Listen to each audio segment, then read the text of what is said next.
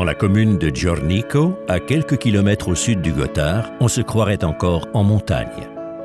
Et pourtant, le fond de la vallée y culmine à seulement 400 mètres. Le Föhn du Nord a pour habitude de souffler un air chaud et sec dans l'étroite vallée. C'est la taille typique en pergola, très courante dans tout l'espace alpin jusqu'à il y a 100 ans. Un patrimoine que nous perpétuons aujourd'hui malgré le surcroît de travail. Les supports en granit soutiennent les poutres en châtaignier et en été, tout est ici complètement recouvert de feuilles. Tre Valli est le nom de la région des trois vallées de la Levantine, du Blenio et de la Riviera.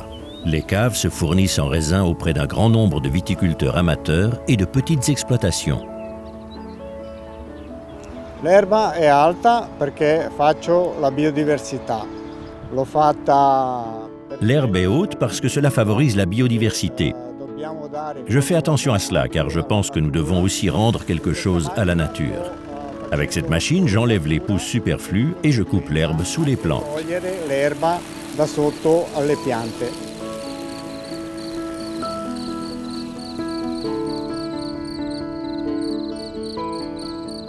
Au sud de Bellinzona, le chef-lieu du canton, le paysage s'étend sur la plaine de Magadino et la région viticole du Locarnese.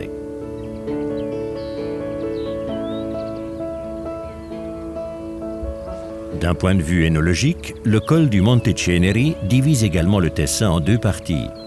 Dans le Sopra Ceneri septentrional, les sols granitiques et sablonneux donnent naissance à des vins de garde structurés. Tandis qu'au sud, les sols calcaires et fertiles du Sotto Ceneri engendrent des vins plus légers qui se boivent jeunes, comme ici dans le Luganese, la région de Lugano.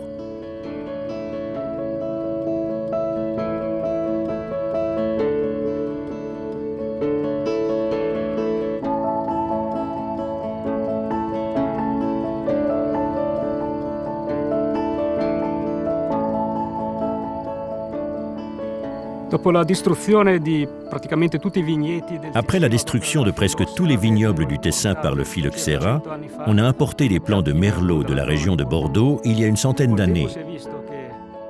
Avec le temps, ce cépage s'est très bien adapté aux caractéristiques du Tessin. Ces raisins rouges permettent aussi de produire du merlot blanc.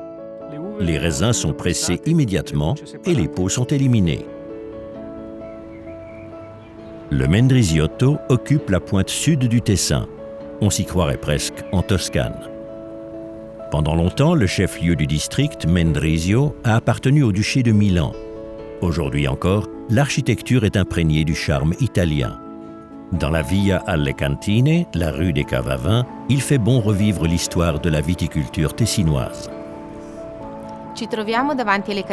Nous sommes devant les caves de Mendrisio qui sont parfaites pour faire vieillir nos vins.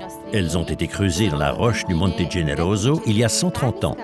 Elles ont une température constante de 9 à 13 degrés et un taux d'humidité de 80%. Elles sont ventilées naturellement, ce qui est idéal pour le vieillissement de nos vins. À l'avant des caves, de nombreux grotti invitent à un agréable moment de convivialité. Polenta tessinoise, cuisinée au feu de bois bien entendu, et tendre ossobuco. L'idéal pour accompagner le Merlot del Ticino.